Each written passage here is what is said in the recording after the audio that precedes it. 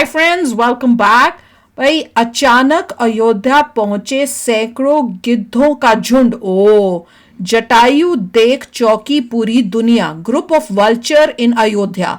ये न्यूज मैंने भी सुनी है, एक पहले भी हमने सुना था और आगे कमेंट से भी पता चला है। तो चलो वीडियो शुरू करते हैं। वीडियो शुरू करने से पहले अगर आप चैनल पर नए हो और आपने अभी तक सब्सक्राइब नहीं किया तो जल्दी से पहले सब्सक्राइब के बटन और बेल आइकन को क्लिक कर लो ताकि आपको हमारे सारे न्यू वीडियोस के नोटिफिकेशन मिल जाए जैसे हम अपलोड करें। अगर आपको वीडियो पसंद आता है प्लीज लाइक एंड शेयर। चलिए शुरू करते हैं। नहीं, और हैरानी की बात यह है, मैंने जब ये न्यूज सुनी थी तो मैं ये सोच रही थी, मैंने कहा कि हो सकता है जैसे सीजन होते हैं ना बर्ड्स के कि माइग्रेट करते हैं उन सीजन में और वहां से यहाँ निकलते होंगे या कुछ, तो हो सकता है हर साल निकलते हो और इस बार ही नोटिस किया। पर पता चला कि ये हर साल नहीं होता। ये ऐसा नहीं है कि पहले भी कभी हुआ है, ये पहली बार ऐसा हुआ है, ये सुनने में आ रहा है। तो चलो देखते हैं, डिटेल्स पता करते हैं।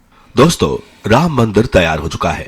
अयोध्या दुल्हन की तरह सज गई है। वाह। रामलला की मूर्तियां बनकर तैयार हैं। प्राण प्रतिष्ठा की विधि तय हो चुकी है। अब बस इंतजार है तो 22 जनवरी का, जब 500 सालों के संघर्ष के बाद आखिरकार रामलला अपनी जन्मभूमि पर बने इस भव्य मंदिर में विराजेंगे।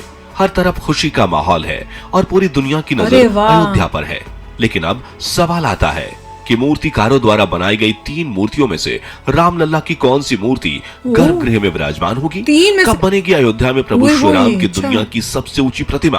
अयोध्या के दौरे पर पीएम मोदी ने जनता से क्या खास अपील की और अयोध्या में कैसा हुआ चमत्कार जिसे देख दुनिया हुई हैरान? जानेंगे इस वीडियो में। लेकिन उससे पहले रामलला के सच्चे भक्त होने के नाते वीडियो को लाइक करने के साथ कमेंट में जय श्री राम जरूर लिखें। 3 मूर्तियां, 3 कलाकार और 5 साल की मेहनत। मंदिर के गर्भगृह में विराजेंगे श्वेत राम या फिर श्याम वर्ण के राम।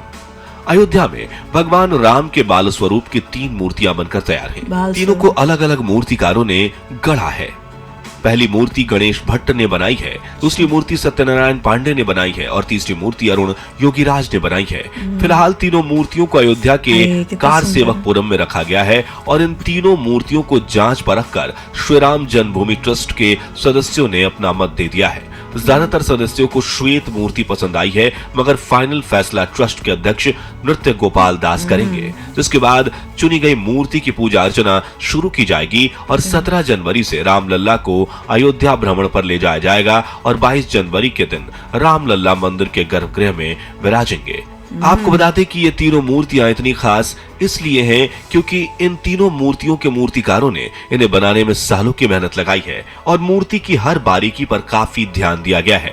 इन तीनों मूर्तियों के आकार समान है, जिसमें 5 वर्षीय रामलला धनुष बाण लिए खड़े हैं और खास बात यह है कि मंदिर के गर्भगृह में रामलला की इस प्रतिमा के साथ सीता मैया की मूर्ति नहीं होगी, क्योंकि ये रामलला का बाल स्वरूप है। मूर्ति की ऊंचाई 51 इंच है और सोने के जिस सिंहासन पर रामलला विराजमान होंगे उनकी ऊंचाई 8 फीट पर होगी। रामलला कमल के पुष्प पर खड़े होंगे और गर्भगृह में इस प्रतिमा को ऐसे ही स्थापित किया जाएगा कि 30 मीटर की दूरी से भी भक्तजन इसका दर्शन कर पाएं।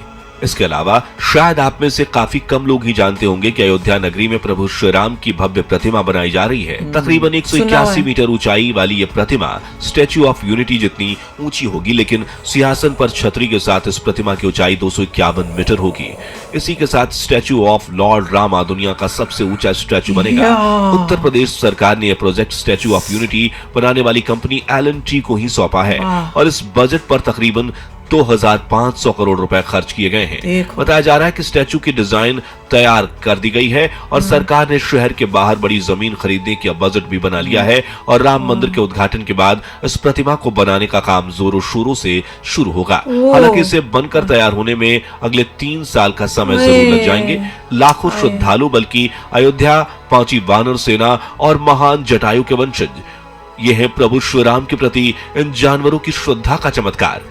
इस वक्त अयोध्या में एक ऐसी खबर आ रही है जो सुनकर आपका दिल तेजी से धड़कने लगेगा और मुंह से निकलेगा सिर्फ एक ही नाम, जय श्री राम।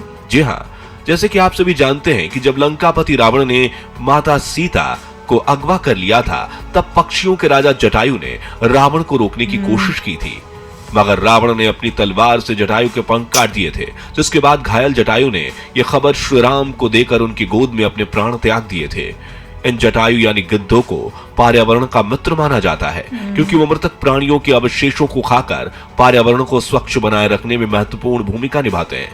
हालांकि पिछले कई सालों से दुनिया भर में गिद्धों की संख्या काफी कम हो चुकी है और उन्हें लुप्त प्रजाति के पक्षियों में शामिल किया गया है।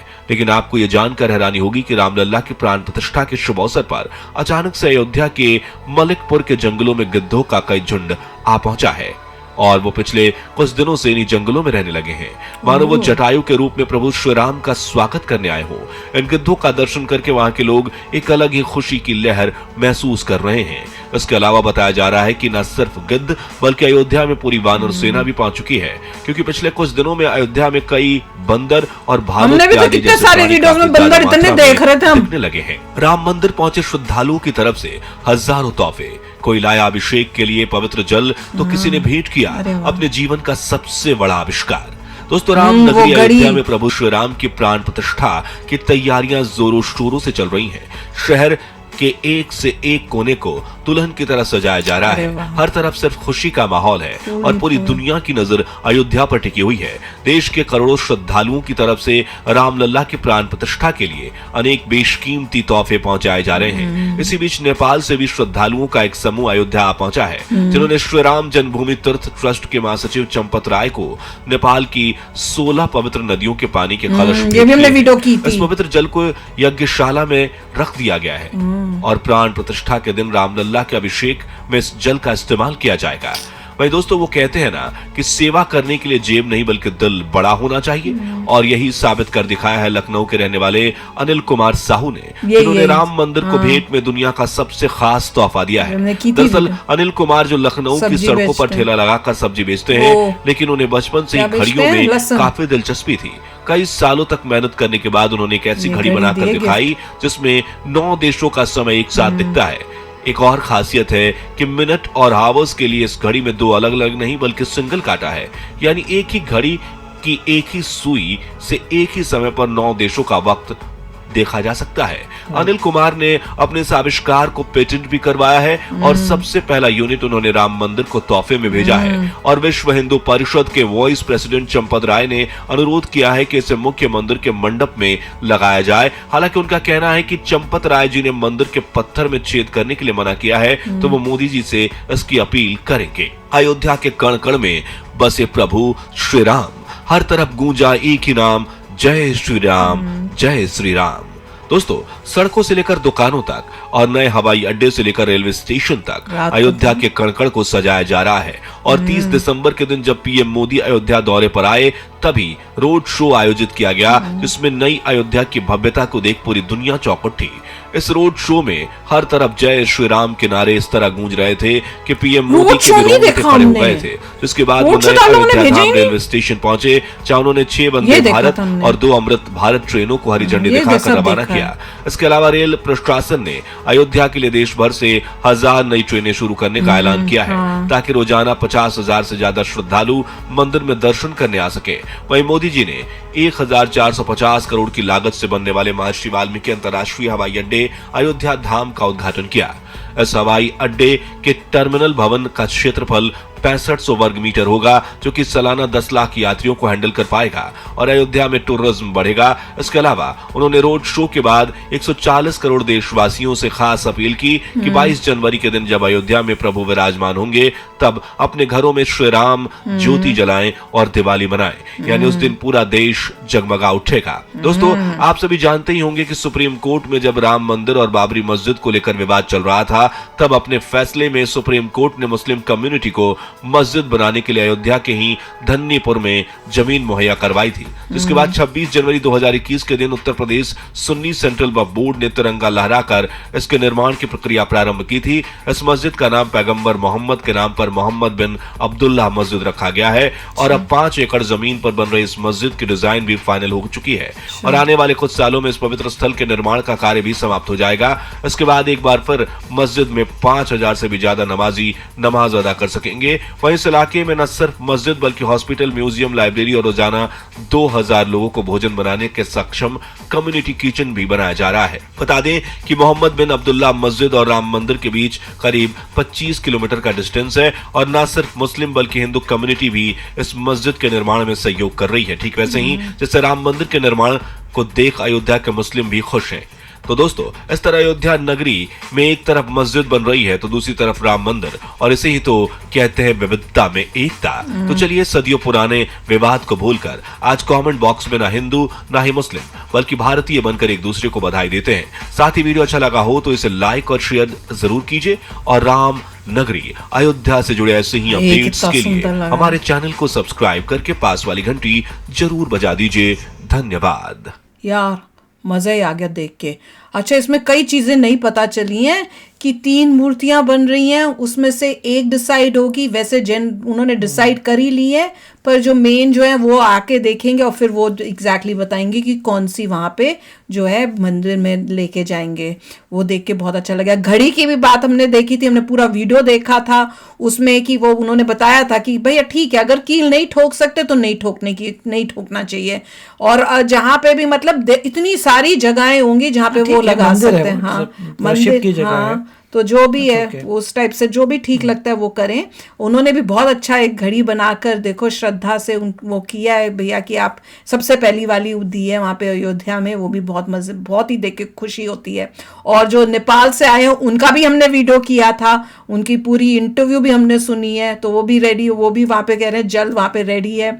तो काफ़ी मतलब प्रिपरेशन हो चुकी है। और वो मूर्ति जो बताई, जो श्री रामचंद्र जी की जो इतनी बड़ी मूर्ति होगी, वो मतलब कह रहे हैं कि सबसे बड़ी होगी मेरे ख्याल से। वर्ल्ड में सबसे बड़ी हो जाएगी कि इंडिया में सबसे बड़ी? हाँ वही तो वर्ल्ड में हो जाएगी क्या? वो मैं सोच के इतना में, पर मुझे उसमें ये हुआ, मुझे लग रहा था कि अभी लग जाएगी, पर वो कह रहे हैं कि अभी तो पहले इनॉग्रेशन के बाद, उसके बाद उनको ऑर्डर देंगे, फिर 2-3 साल लग जाएंगे। यार हाय 3 साल लग जाएंगे। अभी पहले ही दे देते, जब वो बन रही थी तभी दे देते। क्यों?